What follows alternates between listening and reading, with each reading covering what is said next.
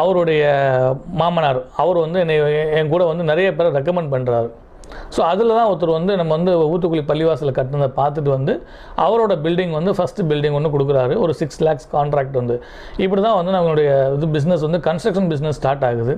So இதே டைமில் வந்து நம்ம வந்து வேறு ஏதாவது அடிஷ்னலாக பண்ணணும் அப்படின்னு சொல்லிட்டு நாங்கள் என்ன பண்ணுறோன்னா ஒரு டிஷர்ட்டு ட்ரேடிங் பண்ணுறோம். அதுபோக டீ தூள் பிஸ்னஸ் பண்ணுறோம். பிரிண்டிங் அந்த ஸ்க்ரீன் பிரிண்டிங் பண்ணுறோம். அதுபோல் அந்த டைமில் வந்து சைனா குட்ஸ்னு ஒரு ஃபேமஸ் இருந்தது. எந்த பொருள் எடுத்தாலும் சைனாலேருந்து வருதாமா, ரொம்ப சீப்பு, பைக் வருது, கார் வருது அப்படிங்கிற ஒரு கான்செப்ட் வந்து 2001 ரன் ஆகிட்டு இருந்தது. இதை மாதிரி ஒரு 4-5 பிஸ்னஸை பண்ணலான்னு சொல்லி எல்லாமே பண்ணுறோம். பண்ணால் வந்து எல்லாமே லாஸ். அதாவது இன்னும் கன்ஸ்ட்ரக்ஷனுமே என்ன லாஸ் ஆகுதுன்னா ஒரு காலேஜ் ஒன்று பண்ணுறோம். அந்த காலேஜோட அக்ரிமெண்ட் என்ன அவங்க ரேட்டை ஃபினிஷ் பண்ணிட்டாங்க. அந்த டேட்டில் முடிக்கலைன்னா அதுக்கு அடுத்த டேட்லேருந்து பெர் டே வந்து இவ்வளோ வந்து அதுக்கு வந்து பெனால்ட்டி இருக்கும். அந்த டைமில் பார்த்திங்கன்னா நிறைய அந்த மணலோட பிரச்சனை வந்து நிறைய எங்களுக்கு வந்து இந்த